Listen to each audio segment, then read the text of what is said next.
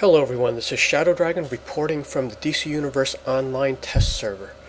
So there's another update. I don't remember what update we're on actually, but these haven't been assigned an update number yet, so we don't know how many of these are coming out. Usually it's all of them, but they just haven't been assigned yet.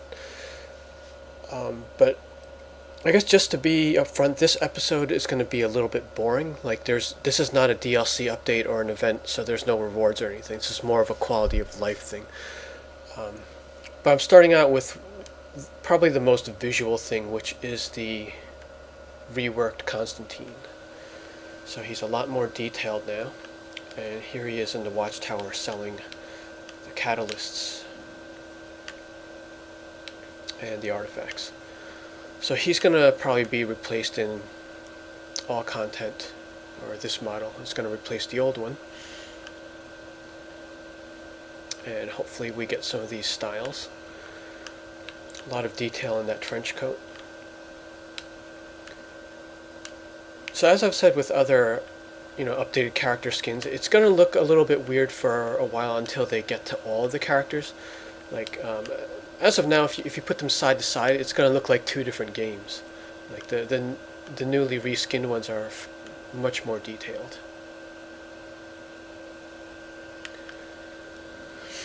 Alright, so going down the list, there are a bunch of instances that were given cross-faction. So they're slowly working these in here. We have a New Genesis now. And you can see it has that crosshair silhouette in the description. And then Brainiac's bottle shipped is now going to be cross-faction when this update goes up. So this is certainly going to help out some of the older content, especially if you're on the villain side. Let's see what else they have.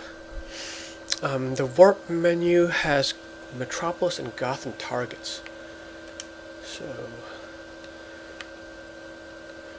I did just test out the Gotham one. The Gotham one warps you to the Diamond District entrance. So I guess they're trying to get a center point. So let's take a look at that.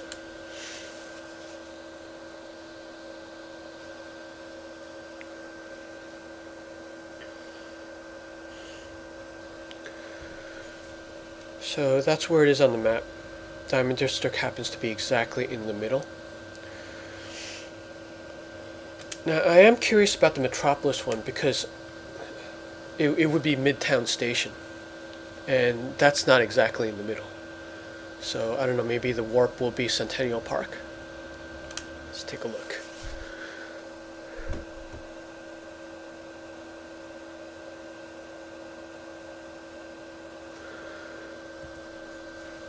Yeah, so they did put us in Midtown Station, so they are going for the rally point.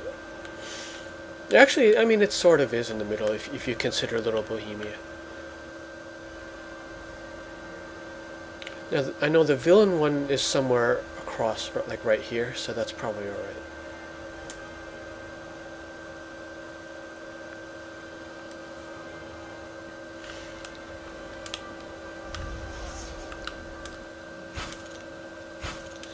So that will save one loading screen. Like if you're going from, I guess, anywhere, like you don't have to go to the watchtower back to your base to go to Gotham or Metropolis now. Alright, under UI, the options dialog will now scale the window size so text is more legible. I don't exactly know what that is. And the second bullet point is the visual appearance of the options dialog have been changed. Okay, so let me try to see which of these settings will trigger a dialog box. A dialog usually means a pop-up with an option of yes or no, or something else. Okay, I know I can't change the screen size because that'll probably screw up the video. What about VSync?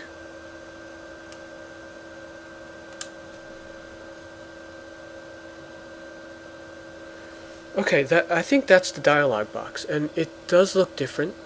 The text actually looks smaller. So I think that's just going to scale to whatever resolution. And it looks slightly cleaner. I don't remember what the old one looked like. So that's a pretty minor change. I don't know if you'll notice the difference. Or maybe there's going to be other dialog boxes I'm not thinking of that are more detailed.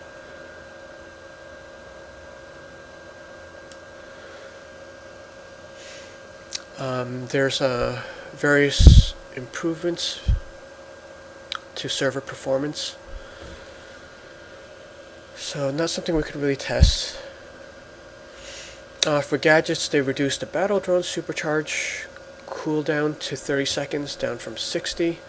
Fixed bug where implosion mine ignored dominance check for resistances. Fixed bug where empowered channeling tactical mod would not trigger with fear gas. So there are a couple of gadgets fixes. But I think that's it so far for this update. So I would think the biggest thing here is the two warp shortcuts. Because realistically, I don't think that many people go back and play New Genesis now and Brainiac Battleship anyway. And the skip, the CR skip that they introduced puts you at 210. So the entry points would be either you start the game at level 1, or you do the skip and you're at 210. So that it's gonna kind of, there isn't like an influx of traffic to T7 where they did those updates. So I don't think that's going to affect too much. And the other stuff you probably won't notice. It'll just kind of help you out throughout the day. Alright, well, I thought I'd just record the villain warp points, just for testing purposes, since there's really not much else going on in this update. So Gotham, we're expecting to be in Burnley nightclub's entrance.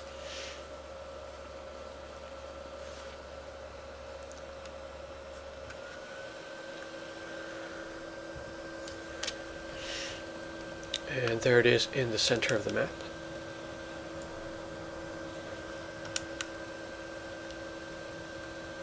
And Metropolis should just be across the park, also sort of in the center. Although in this case the hero version is a little bit more centered. Because of Little Bohemia being down south here.